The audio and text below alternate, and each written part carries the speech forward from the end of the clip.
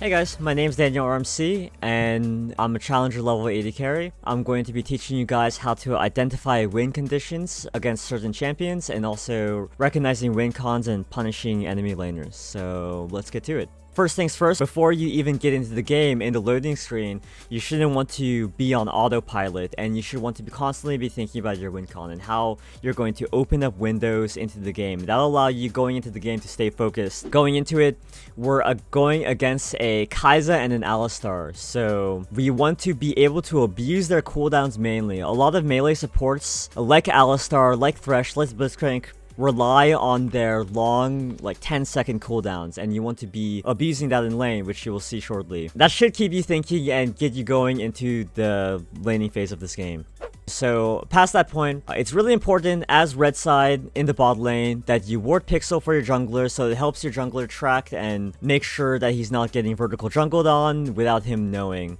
The second ward will be for avoiding level 2 ganks. So it's very common on red side that the jungler, maybe particularly not Zac, but a jungler like Kha'Zix or Rek'Sai, they could end up going red buff into Krugs, into Crab, into a bot gank, or maybe even red buff into a bot gank. So it's really important to get this bot try detailed here. We're going into lane. We don't want to hard shove right away because we want to make sure that we're able to rotate to the red Crab if possible, if our jungler is contesting to it. So we want to set up a slow push. To set up a slow push, think of the minion HP as a sum total of like 1500, and both minion waves have it, correct?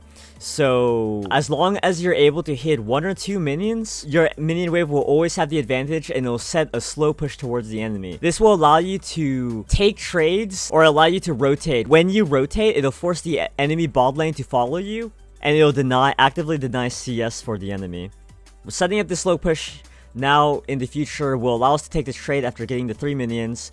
And we want to be constantly abusing Alistar's pre-level 3, because he'll be hitting his power spike around level 3, and levels 1-2, Kai'Sa Alistar's level 1-2 is fine, but if you're able to burn his aftershock in level 1 trades, or get enough HP chip damage from a double range lane, it's set up just fine, and you're able to kind of push him under this lane. We're slowly going to be pushing into this lane now. The reason why we aren't afraid of a gank is because we already set up our wards in the tri-bush, so we know if that Zac goes to Krugs, red buff to Krugs to tri-bush, we'll see him coming.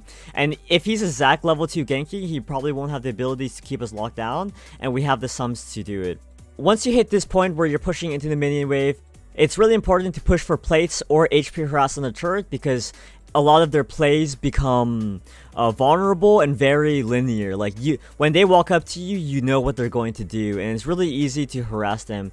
It's also really good for your support because she has Spell Thief's Edge and she wants to be able to proc and get gold here. So here, I'm pushing for plates. I know that Alistar's level 1, he'll only be hitting level 2, so I'm still good. And I already have 50% on this turret, and my Karma just took a good HP trade on the turret. Alistar here goes for a flash Q engage, but he only has QW, so no, he won't be able to stun me. I also started W to run away right away. It's really important to not greed for summoners. So here I had ended up using my flash and heal right away, and that's because I already considered this a win. Here they didn't end up killing me, and with their lane, it's a kill lane. So if I end up getting away with any certain amount of HP, I'll win future trades. So here I W, flash and heal out, so Kai'Sa can't flash and heal chase as well. Here she ends up overextending and trying to go for more, and Karma's able to punish her. And here now she's low HP, and now we're able to punish and look aggressively. If Alistar ever WQs in onto Karma, I'm able to jump into Kai'Sa to win the lane. So slowing it down, my positioning. Right now, I really just want to make sure that Karma's in front of me. And there are some supports where they're not going to know what you want and they're going to stand behind you. And you're going to get frustrated. It's okay to get frustrated, but don't try to take harassment that you don't need to and throw the lane. Instead, just play backwards. You always want to be playing when you know that you have no summoners and your support does. You want them to be taking the fall, so that way you're able to punish. So yeah, when Alistar zones like this, you have your win condition for clean 5 minutes. You now have your win con of having 2 no flashes. And we're just playing safe until we're able to get to a high HP amount. Luckily, Greg is coming in with Predator. He full clear topside and comes in with a Predator gank, and we pinged that he had no flash. So we're able to easily punish the no flash Kai'Sa and get a free kill here.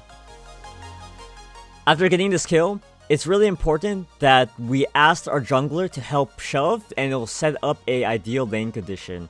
An ideal lane condition would be setting up a slow push towards us, so that way we're able to punish cooldowns, and since we have no flash, we're able to go in again and kind of abuse that, and abuse those cooldowns. So here, we ping Gragas to help us push out. He does so, and it helps us set up really nicely, because these minion waves will slowly push toward us, so since it's on their side of the river, the minion travel time will be less than the enemy, so it'll start stacking up faster. And this is really important because this sets up a bad push for them. So when winning in lane or after getting a kill, unless you're greeding out and going for more, which isn't really recommended, it's really good to go for this reset, because now your minions are stacked up already, they're hitting up on this minion, and now you have successfully set up a slow push for the enemy lane, and this is actively denying gold, CS, and experience from the enemy. So whether it's 1 or 2, like every CS stacks up. So yeah, we deny 1 or 2 CS here, and we come back into lane with a pickaxe.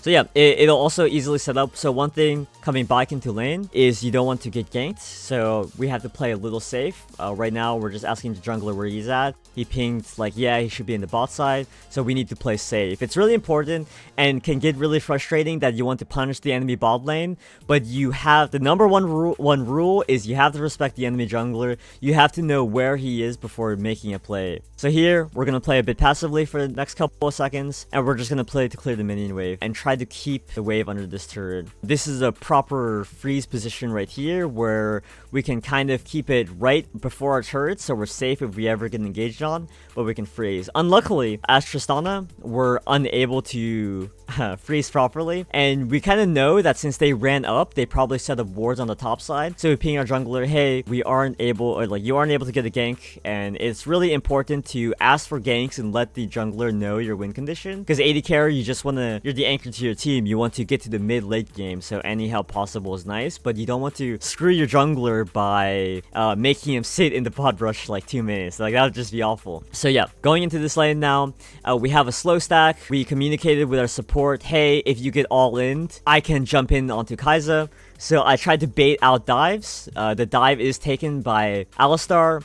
The moment I see Alistar use his cooldowns, remember when I said that Alistar was a cooldown reliant champion, so all his cooldowns are relatively 10 seconds. The moment Karma is playing up like this, and I know that he uses WQ, I auto him once to try and frustrate him, he WQs the Karma, and then I instantly go in. That's my window of opening to go in, and I know that since I have PTA, I'm Tristana, I have the ability to kill lane, instantly just in there to kill the Kai'Sa. So I'm not afraid at all going for this kill, and I'm easily able to get in and punish CD. Here, I could potentially go for more, but it's kind of risky. I kind of know where the jungler is, but I don't believe I have the damage, so it's really important right away after getting the kill. Hey, I had this huge-ass minion wave, you know. This is like 200 gold in itself. 200 gold and XP worth of minions. I really want to shove this in, so with my Karma, hopefully with my Karma, I get the shove in. I think she ends up queuing these minions. Yeah, there it is. And now we deny minions. I play for a plate, and then I play for reset. Sometimes you can stay in lane and play for a cheese, but right now my support's HP is way too low, so I just play for a plate. 2 plates actually, because of Tristana's explosive charge, I'm able to get that good push power in, which is why I think Tristana is like a really strong champion right now, especially with plates.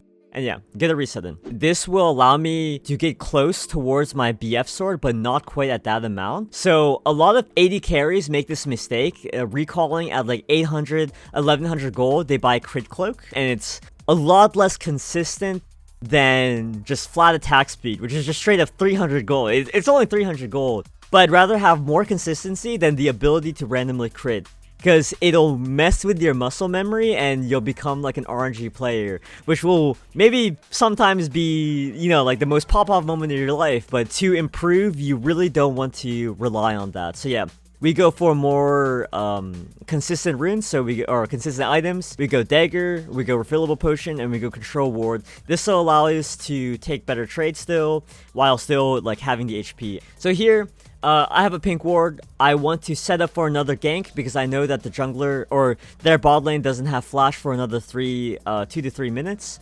So I set up a gank route for my jungler and I set it up for this. So on blue side, a lot of laners ward this river ward and this tri-bush, but most of the time they're pushed up to this part of the lane. So if you're able to allow your jungler to get into this flank position or flank gank position, most of the time the gank will work out. So I set up, hey, there's a pink ward, you're able to now gank through the bot lane and maybe set up for a potential play.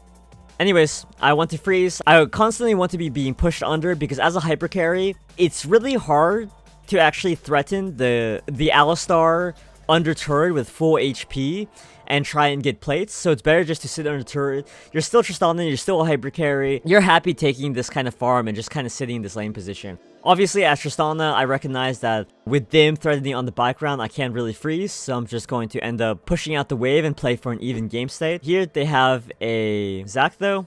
We don't spot it out correctly due to a ward here, and they pinked it out correctly, and my support dies. In this situation where I'm alone, and I know that there's 3 people on the bot side, and my jungler isn't really around, and sometimes your jungler will be top side, you want to, like, play safe. But I see that they're rotating up, I see that they're going for Dragon, so I don't have to posture backwards, and I can just play for CS. So this is kind of a waste of time, and this is something you don't want to do, where you're kind of just wasting time. You know that at the end of the day, it's going to be a 3v4, so there's practically no point in being here. So I just end up wasting time.